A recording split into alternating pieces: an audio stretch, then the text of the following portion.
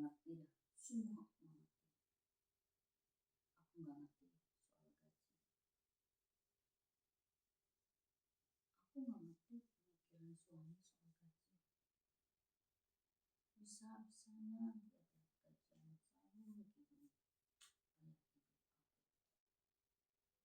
Bisa-bisanya tiap gajian selalu mikirin ayah ibu dia.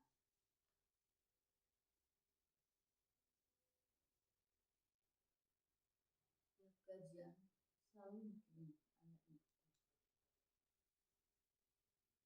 Tiap gajian selalu mikirin ayah ibu dia.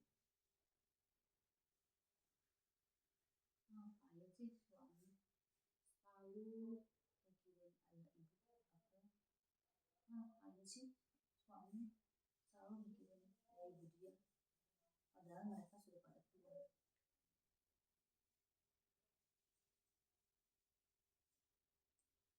Tiap bulan ayah ibu aku dikasih 700 sampai 1 juta.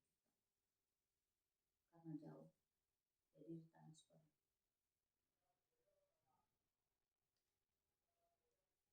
Ayah ibu suami karena dekat, jadi dikasih langsung, dibeliin beras, dikasih duitnya juga.